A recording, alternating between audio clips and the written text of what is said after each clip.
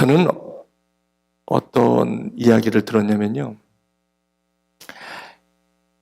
참 얼굴이 예쁜 자매인데 어느 날 차를 타고 있는데 갑자기 온대 사방에서 갑자기 그냥 꽝 하고 부딪히면서 거기 에어백이 터지고 이 자매가 그냥 정신을 잃어버려가지고 화상을 입게 돼요. 그래서 이 얼굴이 참 이쁜 자매인데 자기가 어느 날 병원에서 깨워서 보니까 온데 붕대를 감고 얼굴이 여기저기 따갑고 도대체가 무슨 일이 일어났는지 모를 그 상황에서 어느 정도 시간이 지나가면서 컵 한 커플 한 커플 그러면서 현실 속에서 내가 지금 무슨 일이 일어났다는 깨달음 가운데 이제 성령 수술을 시작하면서 그 화상을 당한 얼굴 속에 비치는 자기 모습을 바라볼 때 자신이 없던 거예요. 그 자매가 얼마나 예쁜 자매였는지 참 곱기도 어째 그렇게 고울 수가 있어. 그런데 자기 잘못도 아니라 누구에 의해서 그 자동차 사고가 나가지고 그 얼굴이 그렇게 어글리 정말 본인이 받아들일 수 없는 그런 얼굴로 어느덧 자기 모습이 서 있는 모습을 보면서 조용히 살 이유가 없음을 깨닫고 조용히 죽음을 준비하게 됩니다. 그래서 자기가 준비한 그것을 가지고 정말 하나님을 원망하면서 하나님을 안 믿는 것도 아니고 하나님을 믿는 자매에게 어떤 이런 일이 벌어질 수가 있냐는 거예요. 너무 기가 막혀서 이제 이런 인생 살 가치가 없다 라고 생각하는 그때에 정말 이제는 어떻게 이런 얼굴을 갖고 살 수가 있을까? 차라리 이렇게 태어났다면 그런가 보다 하고 살지만 내가 태어났던 내 얼굴은 이 얼굴이 아닌데 살 길이 없는 거예요.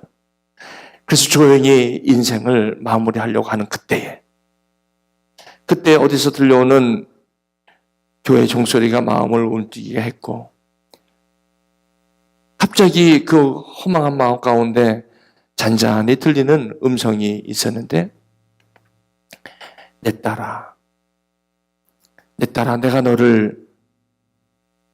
너를 지었다. 그때 이 딸의 그 안에 있었던 그 자매의 마음속에 말도 못하는 분노와 충격으로 그 하나님 앞에 통곡을 합니다. 하나님, 내가 잘못한 게 뭐 있습니까?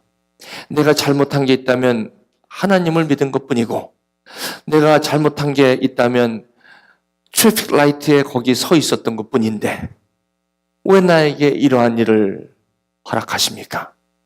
왜 나에게는 이런 상황이 있어서 내 인생이 이렇게 비참하게 이렇게 가야 되는 것은 도대체 무슨 뜻입니까? 하나님이 살아계시다면 나에게 이 말씀하여 주시옵소서. 내가 어떻게 살라고 나한테 이런 가혹한 이런 일들을 나에게 허락하십니까? 왜 나는 날 때부터 뇌성마비가 되어서 왜 나는 한번 말도 제대로 못하고 남들은 저렇게 신나게 찬양을 하는데 손뼉 치면서 찬양을 하는데 왜 내 몸은 이렇게 비틀리고 이렇게 내 의도와는 상관없이 이러한 삶을 살아야 합니까? 이런 고통스러운 소리를 울부짖는 소리를 하는 사람들이 자매가 저는 있음을 보았습니다. 사랑하는 교회 여러분, 여러분들은 지금까지 살아오시면서 이러한 것 때문에 아직도 풀리지 않는 이러한 충격과 원망과 절망과 그리고 죽지도 못하고 살지도 못하는 이것도 못하고 저것도 못하는 삶 속에 그저 하루하루를 연명하며 여기까지 이 자리까지 오신 분은 없으십니까? 말할 수는 없지만 그래서 그런 사람들이 주님을 만나고 주님을 만나서 공평하신 하나님이라고 부를 때는 나에게는 짜증이 납니다. 나에게는 말할 수 없는 속상함이 나에게 있습니다. 하나님, 도대체 why me? 왜 나에게 이런 일이 일어납니까? 여러분, 이러한 일이 없으시길 바랍니다.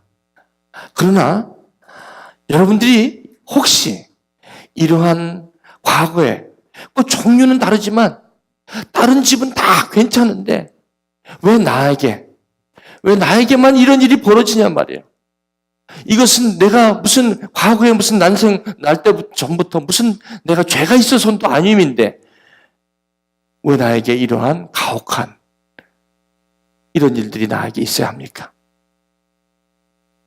나는 어릴 때부터 왜 남들처럼 평범하게 자라는 걸 내가 뭘 그렇게 특별하게 자라기를 원한 것도 아니고 그저 남들처럼만 자랐어도 남친처럼만 그렇게 살았어도 나는 뭐라고 하지 않는데 왜 내 인생은 이렇게 구겨졌고 내 인생은 왜 남들처럼 이렇게 평범하지 않고 나는 왜 이렇게 살아야 합니까? 혹시 그런 분 계십니까? 그것이 크든 작든 내 책임도 아니고 내 잘못도 아닌데 왜 그것을 내가 내 짐으로 살아야 합니까? 그것 때문에 하나님을 멀리 떠났다. 예수님을 멀리 떠났다. 이제 옵니다 하며 이 자리를 오신 분 계십니까? 이 스데반은 하나님을 누구보다도 잘 믿고 성령 충만해서 그가 못 본 것을 본 사람입니다. 세상에서 보던 거로만 본 걸로만 살던 사람이 안 보인 것을 볼 때는 그것을 사람이 변했다고 합니다. 신앙은 성경에서 말하는 사람이 변했다는 것은 그동안 못 본 것을 봤다는 것입니다. 못 본 것을 봤는데 어떻게 안 본 것처럼 살 수 있냐는 거예요. 분명히 내가 못 보고 57세를 살았고 40세를 살았고 이런 거는 본 적이 없는데 예배를 통해서 봤다는 거예요. 경험했다는 거예요.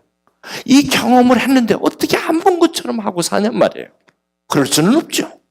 내 눈을 수천 번이라도 비벼서 안 본 걸로 한다고 해도 그럴 수 없는 것이 이 신앙에서 안 본 것을 보게 되는 것이 변화된 사람들의 고백이라는 것입니다. 그저 보이는 것으로만 살아가는 사람들이 예수를 만나고 그냥 보는 것으로만 사는 줄 알았더니 어느덧 지금까지 못 본 것을 보게 했고 이제는 그것 때문에 이제는 그것이 비밀이 되어서 내가 본 것을 얘기해도 믿지 못하는 사람들이 주위에 많을 때 그것이 비밀이 되었다고 하지 않습니까? 이 예배는 그동안 보지 못한 것을 보는 것이 이 예배의 참 축복입니다. 사랑하는 교회 여러분, 여러분들이 지금까지 수천 번의 예배를 드리고 수백 번의 예배를 드려도 내가 보지 못한 것, 내가 1차원적으로 보는 것으로만 가신다면 오늘 이 예배가 마지막 이 예배가 여러분에게 못 본 것을 보는 예배가 되시기를 간절히 축원을 드립니다. 못 본 것을 보게 되면 사람은 변하고 맙니다. 모세가 가시떨기 나무에서 못 본 것을 보고 내려왔을 때 그 얼굴에는 영광이 가득 차 있었다는 것입니다. 예배는 지금까지 경험하지 못했고 지금까지 못 본 것을 보게 되는 것입니다. 이 스데반은 하나님의 말씀을 전한 거예요. 그저 본 것을 전한 거예요. 그런데 못 본 사람들에게 그것을 전하니 얼마나 마음이 답답했었겠어요. 그렇다고 해서 스데반이 이 사내들인 앞에서 못 본 척하고 얘기할 수는 없는 사실입니다. 신앙이란 본 거를 본대로 얘기하게 돼 있고 본대로 살아가게 돼 있습니다. 아무리 은혜를 많이 받고 아무리 기적을 많이 경험하셔도 보는 것이 그렇게 중요합니다. 예수를 만나는 것이죠. 하나님을 만나지 않으면 본 것으로 하나님을 보려고 하니 무거운 짐이 올시다. 그것이 평생의 힘이 된다는 것입니다.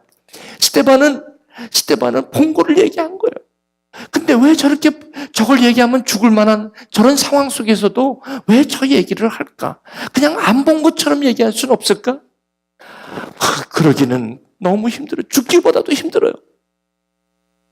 여러분, 본 것을 안 본 것처럼 얘기하는 것처럼 어려운 일은 없습니다. 차라리 안 봤을 것을, 차라리 보지나 말았을 것을 왜 봤어? 왜 보였어?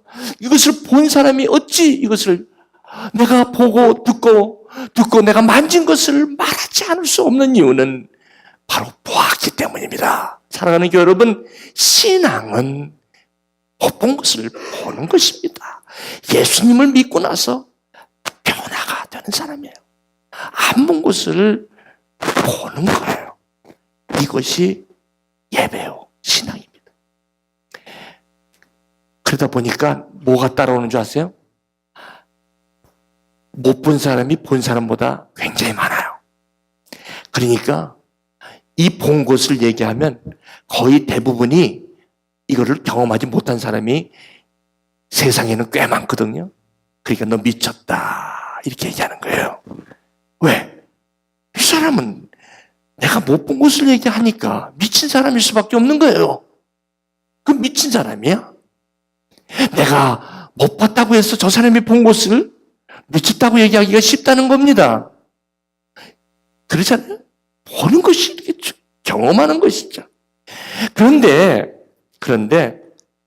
내가 못 본 것을 봤다고 하면 처음에는 미친 사람이라고 하죠. 두 번째는 비기 싫어. 보기 싫어. 미워져요. 이래서 고난받는 거예요. 왜 그분들이 고난을 주냐면 그들이 못 본 것을 얘기하기 때문에 고난을 주는 거예요. 시기라는 거예요. 그 스데반은 올바른 걸 얘기를 했는데도 지금 핍박을 받아서 죽게 된 거예요. 근데 이것이 그러면 이 복음을 듣고 예수를 믿는다는 것이 그럼 도대체 뭐냐 말이죠.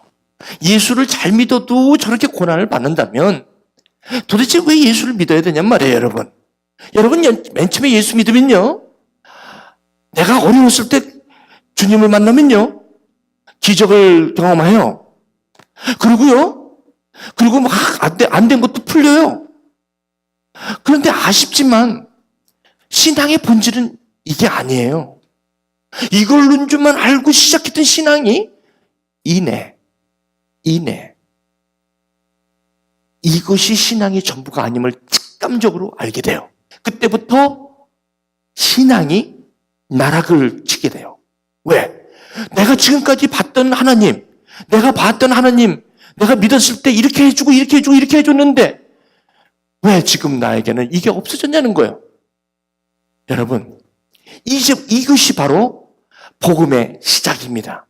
아브라함이 아버지가 사업이 안 돼서 거기서 떠나는 것은 위기였는데 그때 그것을 꼴보 보기 싫어서 떠난 곳이 하란인데 거기서 아버님을 잃어버려요. 요셉도 형한테 팔려서 애굽에 가요. 도대체 하나님을 믿는 사람들이 왜 이렇게 고난이 오냔 말이에요. 왜 이렇게 고난이 오냔 말이에요. 그러다 보니까 우리 삶 속에서 신앙생활 하시다가 요까지 어떻게 보면 신앙의 본질을 들어가기 전에 여기서 다 끝내요. 여기서 다 물러서요. 왜? 이런 하나님이라면 난 안 믿는다는 거예요. 그거를 받을 때는 간증도 하고 눈물도 흘리고 다 합니다. 그런데 사실은 고난이라는 것이 다 버티고 있는 거예요. 근데 그 고난이라는 게 뭐냐면 그 고난은 다른 게 아니라 못 본 것을 보게 하는 축복이에요. 그게 고난이에요. 근데 이 고난을 겪지 않으면 믿는 사람이나 안 믿는 사람이나 안 믿는 사람이 보는 걸 똑같이 예수 믿으면서 보려고 하고 안 믿는 사람 그 보는 거를 그대로 보려고 하는 그런 게 있는 거예요. 근데 이 고난이라는 걸 이 스데반을 통한 이 고난을 통하면 반드시 사울이라는 사람이 바울이 됩니다. 이 스데반의 죽음은 바로 사울이 바울이 되는 결정적인 역할을 해요. 사람이 변한다는 것입니다. 스데반의 죽음은 사람이 변해요. 저와 여러분들이 고난을 당하고 이유 없이 가만히 있는데 차가 와서 꽝 부딪혀서 얼굴에 화상을 입는 거 정말 받아들이기 어려운 실정입니다. 어려운 상황입니다. 그러나 그 상황을 보면 원망과 절망과 낙담과 정말 살고 싶은 마음이 없어요. 그런데 하나님은 그 고난이 축복으로 바뀌어요. 그 축복으로 바뀌어서 뭘 하냐면 이런 제가 못 본 것을 보게 하는 역할을 하신다는 거예요. 그게 여러분 아십니까? 이것이 축복이라는 것입니다. 차라리 못 본 것을 그런 고난을 통해서라도 보시기를 주님의 이름으로 축원드립니다. 정말 봐야 할 것을 보시는 축복이 여러분 가운데 있기를 원합니다. 제가 아버지가 싫어서 여기 왔는데, 그래서 3사에 들어가갖고 회사에서 내가 자동차 업계에서 내가 한바탕 샥쓰리 하겠다고 온 사람입니다. 33년 전에. 기아산업 들어갔을 때는 자전거 타고 출퇴근하면서 6개월만 다니려고 도망 나온 사람입니다. 그래서 자전거는 아직 소아리 공장 거기 연구실에 있습니다. 지금까지 있는지 모르겠지만 33년 전에 그냥 출행랑을 치고 나왔어요. 사표 던지고. 왜? 저는 미국을 오고 싶었던 거예요. 첫째는 아버지가 싫어서. 일의 독자라는 그 기대가 너무 커서 나는 숨 막혀 죽을 것 같아서 빨리.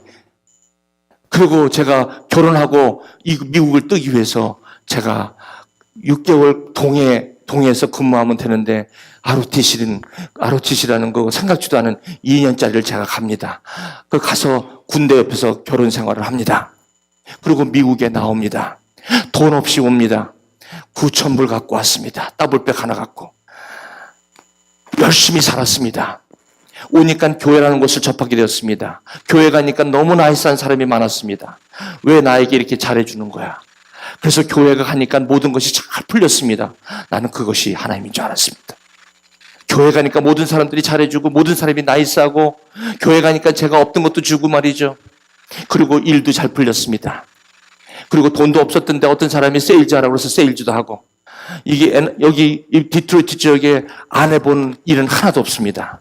구질구질한 일 안 해본 거 하나도 없습니다. 뷰티 서플라이, 던킨 도너스, 클리너, 세일즈 퍼슨 안 해본 거 없습니다. 청소까지. 내 귀하게 자란 일의 독자가 미국에 와서 왜 이것을 하냐고 저는 신세한탄하지 않았습니다. 왜냐하면 저에겐 꿈이 있었기 때문에. 그러던 어느 날 열심히 살았습니다. 주님을 만났습니다. 주님을 만나니까 일이 잘 풀리는 것 같았습니다. 힘든 상황에서 누가 도우는 사람이 있고 삶이 나아지고 윤택해지기 시작했습니다. 조금 차도 생겼고 맨 처음에는 차가 덜덜덜덜 거리는 걸 타다가 어느덧 스테이션 웨건 그거 10년 된 자리를 겨우 얻게 되면서 그것이 저는 마치 머시드 벤츠였습니다. 저에게는. 아이들을 거기 뒤에 싣고 다니면서 그런 밤새면서 던킨 도나스에서 그 뒤에다 재울 수가 있었기 때문에 그렇게 춥게 팁을 바라가면서 아침에 피곤한 몸으로 팁통을 열어 세어 그걸 가지고 쌀 사고 밥을 해먹은 그런 시대가 있었습니다. 저는 꿈이 있었습니다. 그러던 어느 날 교회에서는 참 많은 사람들이 신앙의 본이 되었다고 하고도 성가대도 쓰기 시작하고 저는 그런 생활을 하기 시작하는 어느 날 세일즈 퍼슨을 해야 되기 때문에 달력을 받으면 300불을 받으면 하나에 1불 300불입니다. 달력 밑에다가 교회 이름을 써주고 그리고 개인 비즈니스 뷰티 서플라이 클리너 이름을 써주고 그리고 그것을 연말이면 그것을 딜리버리 하는 그때 12월 16일 그때에 크리스마스가 한 주 남겨놓은 그때에 우리 둘째 아이가 태어납니다. 포워드 하스피털에서 태어날 때 저는 딜리버리 하다가 갑자기 애가 나온다길래 모든 건 멈추고 병원에 가서 같이 분만실에서 푸쉬를 하고 있었습니다. 여러분 여기 애기 나시면 다 아시죠? 푸쉬! 그거 잘해야 돼요. 푸쉬 박자가 맞아야 돼요, 여러분. 자, 하나, 둘, 쉬 이렇게 이런 것도 다 훈련받아요. 한국에서는 애 난다 그러면 그래 잘 갔다 와. 애 낳고 나면 수고했어. 머리 한번 쓰다듬으면 끝이죠. 여기는 안 그래. 요즘은 한국에도 안 그런가요? 반드시 들어가서 같이 힘써봐야 그거 더 뭐가 힘쓰겠습니까? 남자가 손잡아주고 그냥 힘주는 것뿐인데 진짜 힘주는 분은 저기 산모지. 열심히 땀을 찡찡 하는데 갑자기 전화가 와요. 찡 와서 오면 빨리 달력 갖다 주세요. 요번 주 안 가져오면 내가 안 받을 거예요. 막 협박 전화가 옵니다. 네네 알겠습니다. 갖다 드릴게요. 그리고 푸시 또 전화가 옵니다. 우리 여기 진짜 빨리 이 12월 초까지 갖다 주시겠는데 왜 안 갖다 줍니까? 저 스테이션 외건 뒤에는 큰 캘린더 갖다 줄게. 딜리버리 할 게 잔뜩 쌓여 있습니다. 애는 나오지. 밤새도록 이리 뛰고 저리 뛰고 그거 해서 등록금 마련하려고. 메스트 처음 왔으니 여러분 여기 오신 유학생들은 이해가 안 가는 얘기예요. 이게. 저는 올 유학을 올 사람이 아니었기 때문에. 근데 갑자기 이야 하고 나왔는데 의사가 저를 불러요. 뒤에 딱 가보니까 우리 딸인데 온몸에서 피가 나는 거예요. 그리고 애가 나면 손가락을 세는데 손가락이 하나가 이렇게 돼 있어. 발가락을 보니까 발가락이 하나가 없네. 온몸에서는 피부에서 피가 나고. 이 설교는 우리 둘째 딸을 우리에게는 이번 설교는 보내지 않을 겁니다. 저는 설교를 매일 보내거든요. 보내지 않을 것입니다. 기가 막힌 거예요. 그걸 보는 순간 눈이 튀어나오더라고요. 그때 금방 거기를 뛰쳐나가서 엑시스라는 사인이 저걸 보면 그때가 계속 나요. 이 엑시스라는 사인에 가면 계단이 있어요. 계단. 엘리베이터가 있고 폴드 하스피털에 계단이 있어요. 그 계단에 올라가서 4시간 울었어. 뭐라고 울은 줄 아세요? 하나님이라면 내려와봐.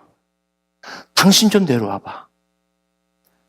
제가 그대로 여러분에게 말씀드립니다. 감히 하나님한테 당신 좀 내려와봐. 하나님이라는 분 좀 내려와봐. 내가 뭘 잘못했는데 나한테 이런 짐을 주는 거요? 내가 도대체 뭘 잘못했어? 응? 나 여기 와서 이게 쎄빠지게 내가 진짜 밤낮 이렇게 달력하고 내가 진짜 클리너에서도 이 여름에 그 프레스 찍다가 소금 먹지 않고 물만 자꾸 대고 마시다가 그냥 페인트 해갖고 나중에 일어나 보니까 주인이 걱정이 돼갖고 이러다가 사람 하나 잡는 거 아닌가? 빨리 일어나. 소금물 먹으랬잖아. 아니 내가 뭐 잘못했어? 내가 뭘 잘못했길래 왜 내 딸을 저런 딸을 줘? 당장 데려가쇼. 당장. 내가 평생 저 딸을 데리고 살 자신 없어. 저 딸을 누가 시집가? 저 딸을 누가 데려가? 저 딸을. 어떻게 나한테 이렇게 가혹한 일을 하십니까?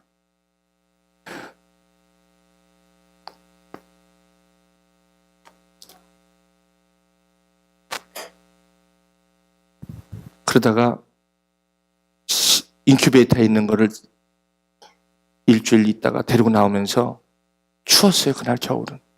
지금도 사진 있으면 안 봐요. 굉장히 추웠어요. 그 딸을 데리고 집에 왔어요. 참 막막하고 기도를 합니다.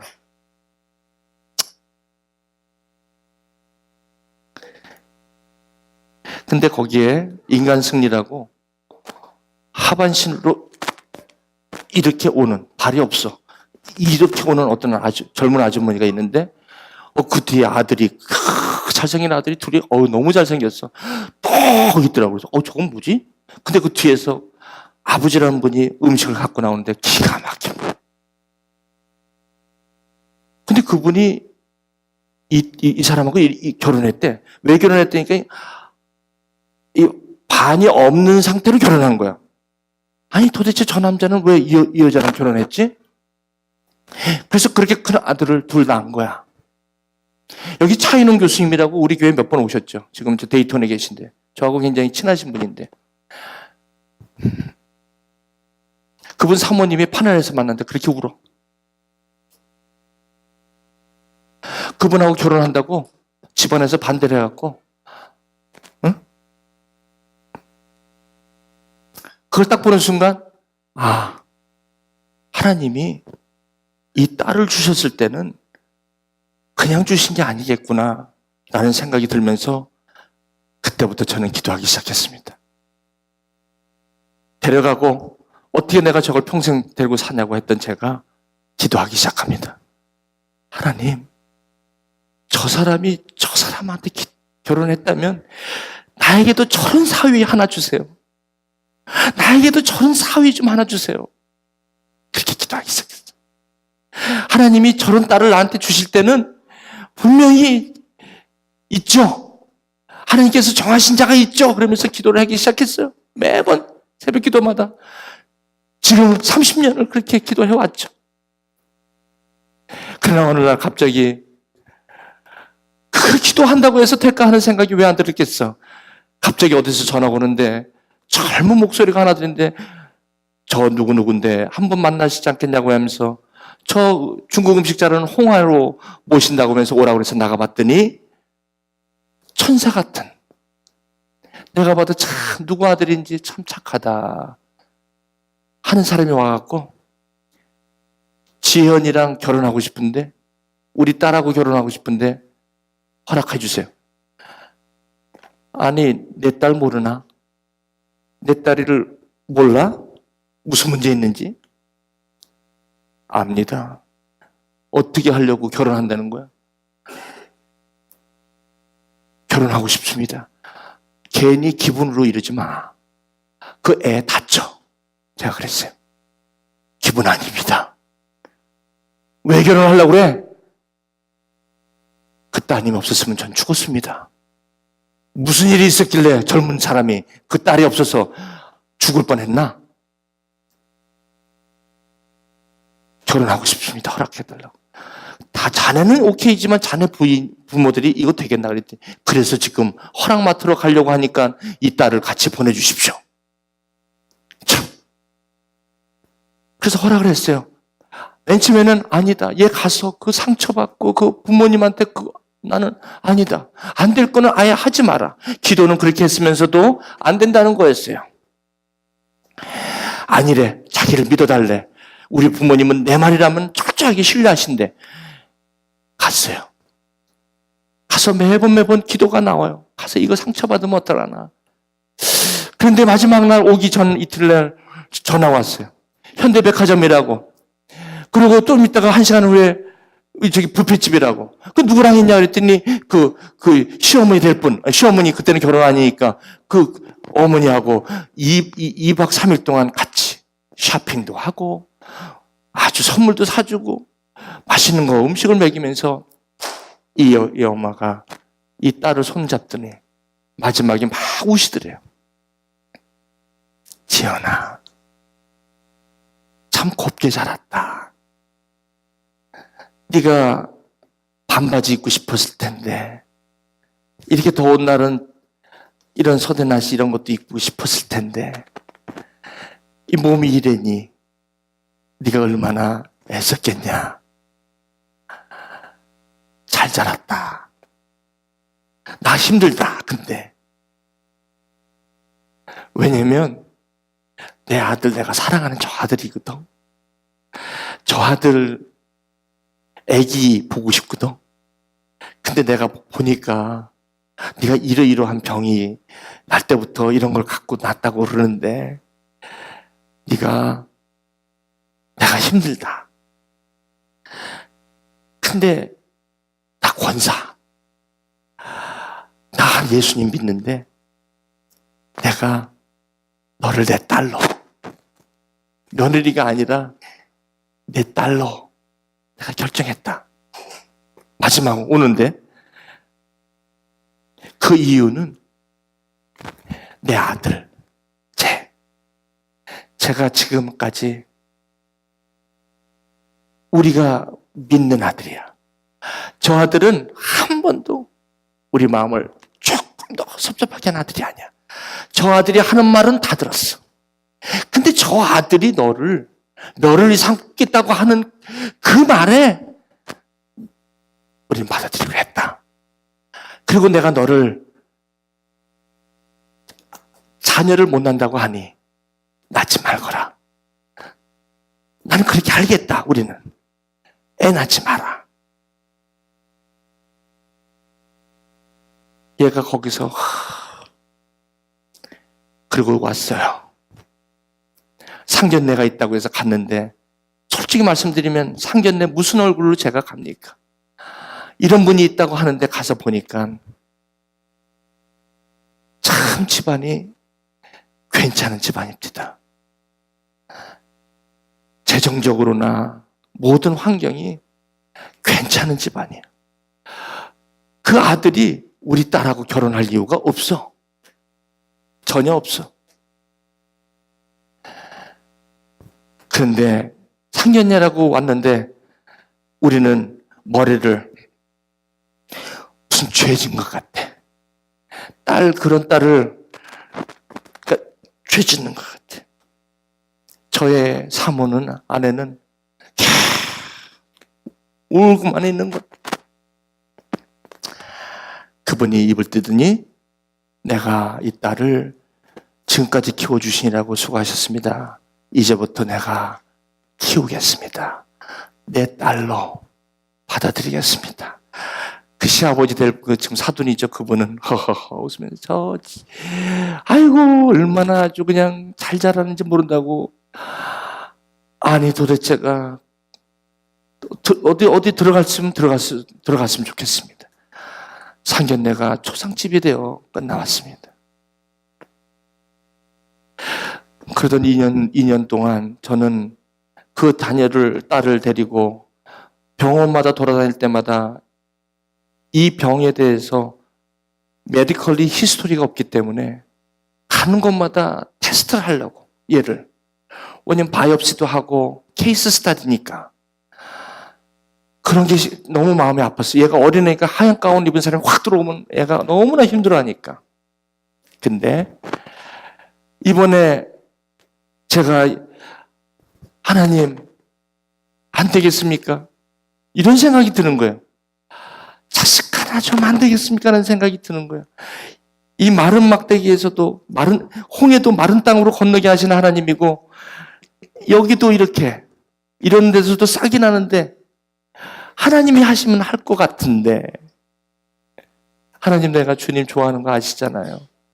그랬더니 마음속에 그런 기도를 하게 하시더라고. 지금 임신이 돼서 14주입니다. 12월 8일이 듀데이에서 아기를 낳습니다. 저는 그 소식을 듣고 시부모님이 생각지도 않은 것을 알게 되게 되고 시간이 돼서 제가 마무리하겠습니다. 저는 이것을 통해서 하나님께서 뭐라고 말씀하시냐면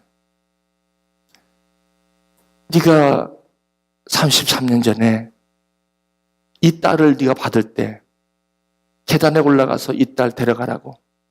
차라리 이 딸 데려가라고. 왜 나에게 이 딸 줬냐고. 그렇게 얘기했지. 그때는 상황만 보였지. 근데 이제 너는 나를 통해서 상황을 보는 거 아니냐. 내가 이렇게 한 것은 네가 볼 걸 보게 하기 위함이었고 네가 경험할 걸 경험하기 위함이었다. 예수를 보는 사람, 변화된 사람이야 상황을 보는 거지 상황으로 늘 내 삶을 늘 조명하고 살라는 것이 아니다.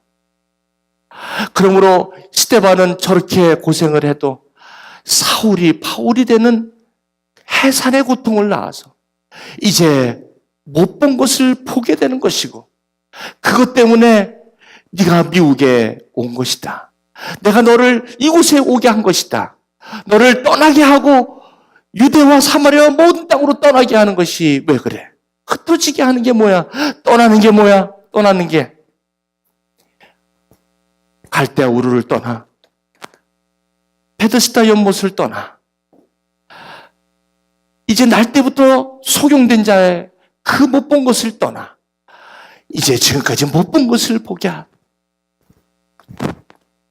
그래가지고 지금은요 아기를 가졌다는 게 기쁜 게 아니라 저는 그 시부모님들은 참 귀해요. 처음부터 그걸 기대 안 했다가 받게 되니까 그분들은 매일매일 기도하는 모양이에요.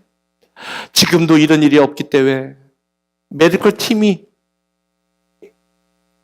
팀으로 들어온대 지금도. 왜? 이 케이스로 아기 가는 게 처음이니까.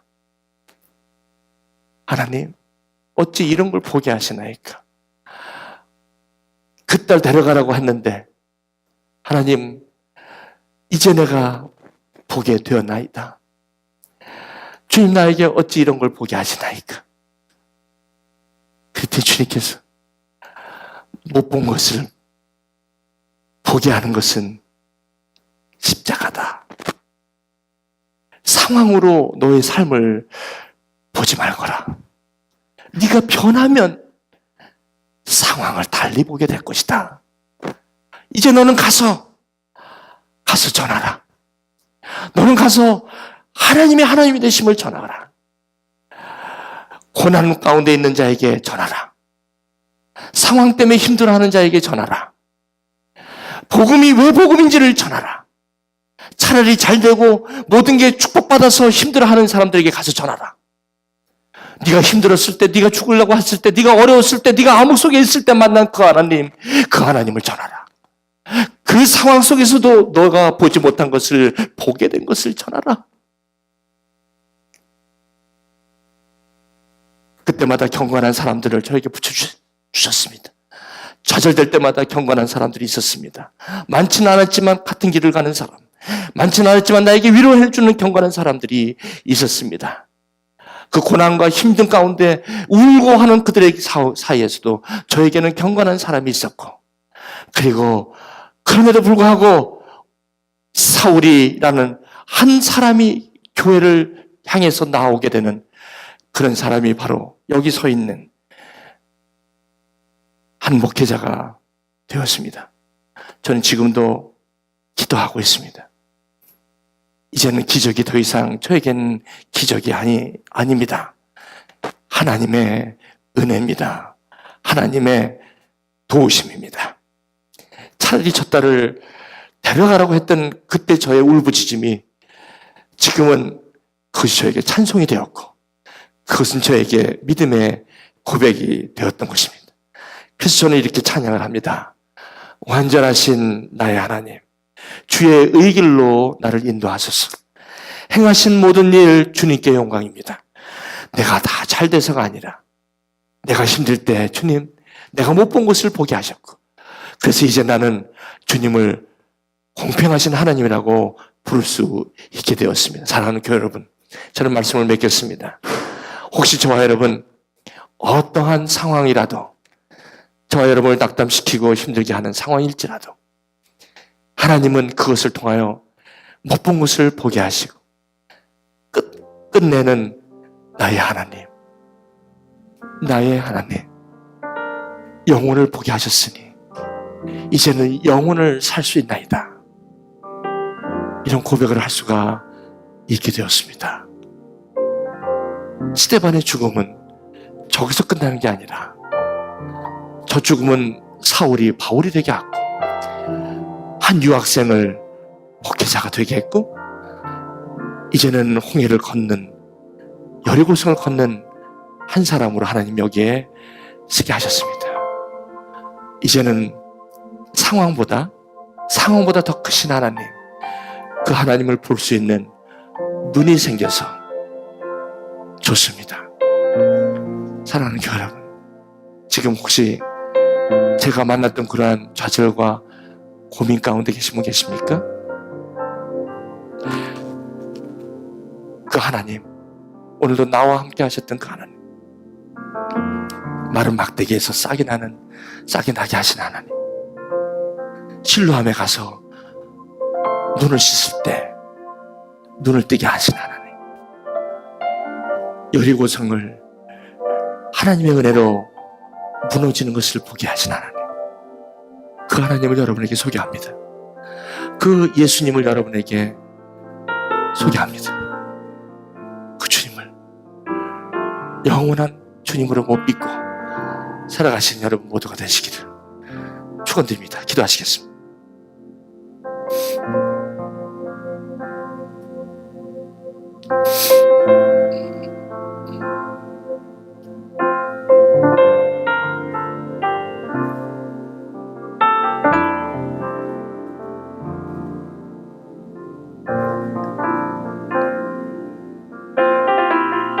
주님이 그렇게 죽으셨기 때문에 제가 그걸 볼 수 있었던 것이죠.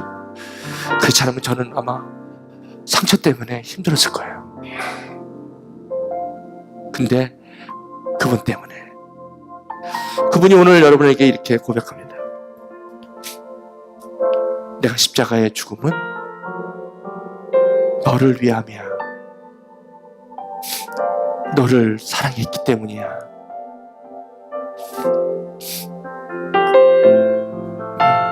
너를 내가 사랑한다.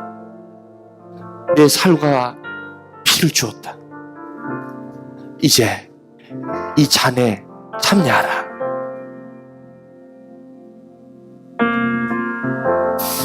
여러분, 이 홀리 테이블에 여러분을 초대합니다. 예수님께서 저와 여러분 십자가에서 피 흘려 돌아가시고 못 본 것을 보게 하시고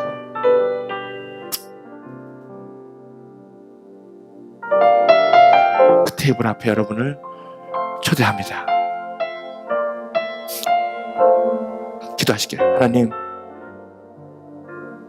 이 하나님을 바라봅니다. 이 하나님을 사모합니다.